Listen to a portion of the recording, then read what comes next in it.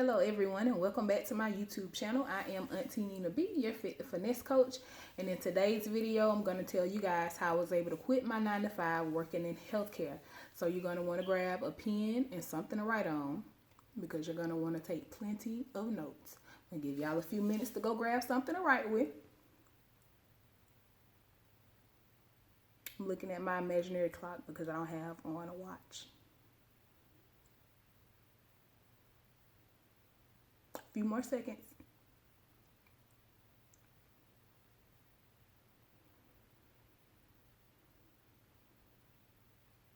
Okay, y'all should have something to write with and to write on by now.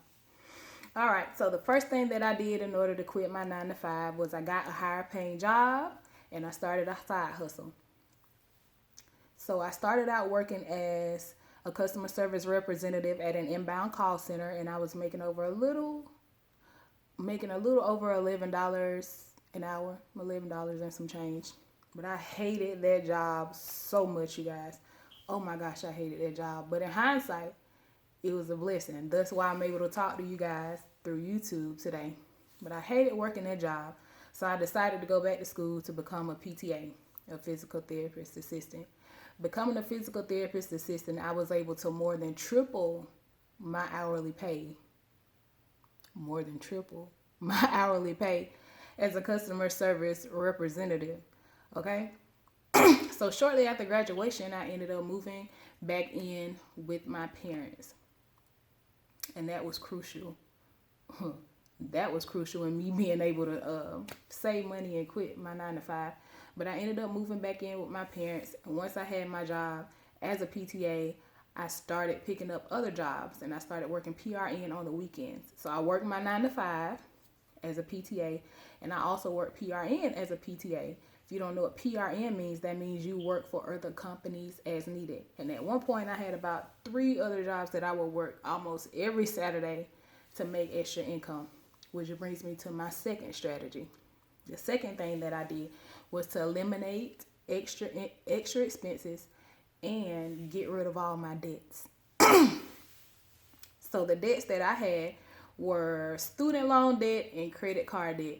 That may be different from you. You may have car debt. Or your extra expenses may be eating out. I was heavy on the eating out.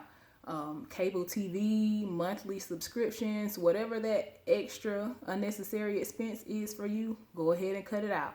I have not had cable TV since 2014, and I know you guys think that you cannot survive without cable TV, but let me tell you, you're going to be just fine without that cable TV. That Amazon subscription, that Hulu, that Amazon Prime, yep, I'm sorry, baby. You got to get rid of it. It's holding you back. You don't need it. Get rid of it, okay? Get rid of the extra subscriptions, y'all. If you got less than $5,000, if you got less than $5,000 in your bank account, you ain't got no business watching TV anyway, okay? You don't need them extra subscriptions. Get rid of it. If you got a gym membership, get rid of that too. And yes, your health is a priority, but you're going to have to start working out at home for a little bit, or maybe walking or something, a free option that you can have to lose weight, okay? But we're going to get rid of that gym subscription too. That monthly gym fee, we're not going to pay that no more. So we're going to eliminate those extra expenses because we no longer need those. That's what I did. Implementing that strategy, I was able to eliminate over $11,000 worth of debt in 9 months. Over $11,000 in 9 months. So now some of you guys may not think that that is a big number, but the number does not matter. What matters is that you start to implement the strategy so that you can get out of debt, okay? If you don't have the option of moving in with your parents to eliminate rent, which was big for me, well, I still had to pay a little bit for rent, but not nearly as much as if I had been living on my own still. So if you're able to eliminate your rent by moving in with your parents, then do that. I know sometimes that can be tough. It's a little bit of a sacrifice, but in the end, I promise you, it will pay off. If you don't have the option of living with your parents, if you have a house, consider renting out one of your rooms. That's called house hacking. Or You can get a roommate and start sharing the expenses. If you have an apartment, just make sure that in your lease there's no subleasing clause, because sometimes apartments don't want you to let anyone else live with you if they don't know about it, or you can't rent out an apartment room to somebody else. So just check that prior to letting anyone move in with you, okay? And now the third thing that I used in order to quit my 9-to-5 was I started saving the money that I saved by getting rid of my extra expenses. So once I got out of debt, I started saving that money, putting it into account, and I built up my emergency fund. Now my emergency fund was $3,000. That's the number that I wanted. Most people tell you to go ahead and save up $1,000 for your emergency fund. I decided to triple it. You can decide whatever you want that number to be for you. But in addition to that, I also started building up my savings account. So by the time that I quit my job, I had 3 years worth of expenses saved up prior to quitting my job. And not only that, I took a big chunk of those savings and I invested into stocks.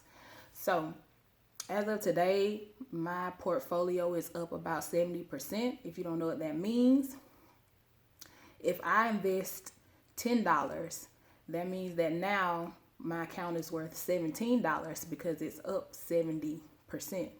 Okay? I hope I didn't lose none of y'all there. Okay? But you need to be saving, not just saving to save, but saving to invest and make your money, make more money for you. Okay? And in the meantime, while I was saving that money, I was also still, you remember that side hustle that we talked about before and those extra jobs? I started a side hustle as a massage therapist. I became a mobile massage therapist, and I was building that business up little by little. So now when I quit my job, I'm able to still have income, and I built my business up enough to have income to cover my monthly expenses. And in addition to that, I still had 3 years worth of expenses saved up anyway. So I still have that to fall back on. And in the meantime, I can work on building up other businesses or doing whatever it is that I want to do to create additional streams of income.